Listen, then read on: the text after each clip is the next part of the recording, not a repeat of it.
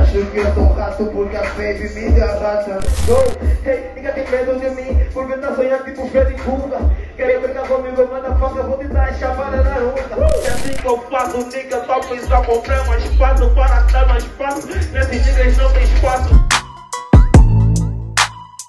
Essa moral, bobadão. Que a voz deixa mais velho. Vamos lá. Número. Aqui é do telebank, nem que eu faço pro banho de toma sangue. Eu gostei fudida em todos os vídeos, até tomei vira mesmo da minha vida. As todas que eu tenho. Cuidado, é desempenho, não te digo, por motivo tem medo de estar contigo, eu sou um gênio. É talento de hip hop que eu transpiro. Escrevi na escuridão, não foi em papel normal, foi em papiros. Os rappers sabem que eu quando abro a boca eu dou. Esse lindos que viver em tabernáculos. Rappers sabem que eu consigo ler em oráculos. A cigana que viu teu futuro te enganou mais por um teste 500. Não deixa uma faca, tua roupa não passou mais de 200. Esse futuro tá mal traçado, escreveram com linha. Disseram por a vaca dele a trova, dava espinha nesse não.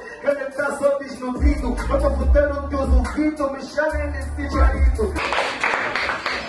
Vamos matar agora, vamos pro velório. Tudo muito louco, vou matar. Sai do treto, mas não zorro. Muito louco, mano, corro. No domingo, young niggas, motherfucker, aumentei na voz. Passo por nós, vou te matar agora, não depois. E atroz, por liga, não te apresentaram, não flow, porque o resultado vai ser tosse. Tão rico, rosto, e eu sou muito troço. Esse game bate em dia, mesmo é noite, porque você é um boicote. Depositar toda a confiança que eu tinha em ti, mas só que infelizmente no banco não tinha sistema.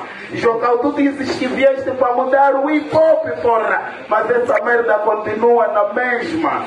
Falando, paizão, não gosto muito de te romper, mas vamos fazer isso pela minha que anda.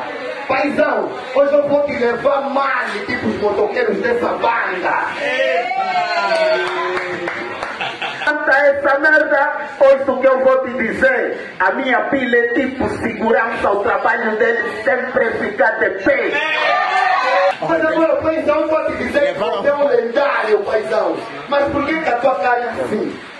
Paizão, você é tão feio que nem as moças da Unitel aceitariam te dar sim. Quando as irmãs da TJ foram na minha casa, disseram que vieram tirar o demônio, eu disse na minha mulher, chama a minha sogra. Não vale a pena falar por canal, nós feios somos inteligentes, paizão. Essa coisa já não nos convencendo, porque nós bonitos da nesse dia estamos estudando ele.